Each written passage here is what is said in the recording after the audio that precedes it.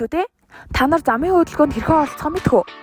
Сайн мэдэхгүй бол агч нар нь зааж өгье. Цаана хүүхдүүдээ аюулгүй зам, аюулгүй ирээдүй уриалгаар 10-гийн ангийн 8 эрдэнэ хүчээр батарейд унарна та бүхэнд багахан зөвлөгөө өгөх болно.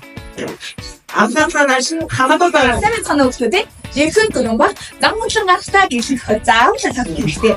Улаан гэлээ баснаас маш олон хүүхдүүд аюултай хүүхдүүд шиг ийм жаахан хүүхдүүд аюултай байдаг хүүхдүүд байна.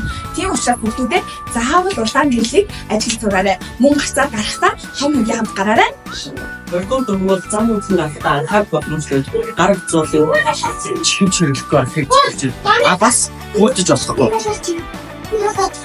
Гурдаар дөрвөн бол зам хөдлөн гарахтаа хойш руугаа маш сайн харан замын хөдөлгөөнийг нэгтлэн анхаарал сонор сэрэмжтэй байх хэрэгтэй. Бас бүгд төлөө том хүний оролцоог маш чухал байдаг шүү. Эцэг эхчүүдтэй хэлээрэй.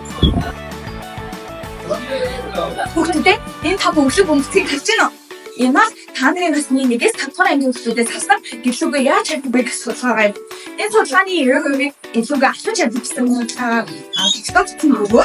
Тийм учраас хүүхдүүд маань гэлүүгээ харих замдаа аюулгүй байгааг заавал хэрэгтэй гэдгийг харуулсан байгаа гэж байгаа. Энэ бас хүүхдүүдэд замын хөдөлгөөний дүрмээ бас амар анхаарай. Эцэстнэ гэж хэлэхэд өөрийн болон өрөөлийн аюулгүй байдлыг хангахын тулд таны миний анхаарал сэрэмжтэй байдал нь маш чухал байдаг. Тийм шүү. Гэрээс сургууль хүртэлх зам тээврийн ослоос гадна янз бүрийн гэмт хэрэг гарах боломжтой байдаг юм. Хүүхдүүдээ бодомжны нохой сэжиг бүхэн итгээдээс авахлаад маш олон гэмт хэрэг байдаг учраас хүүхдүүд маань хамгийн чухал нь анхаарал сэрэмжээ нэгт тавиарай.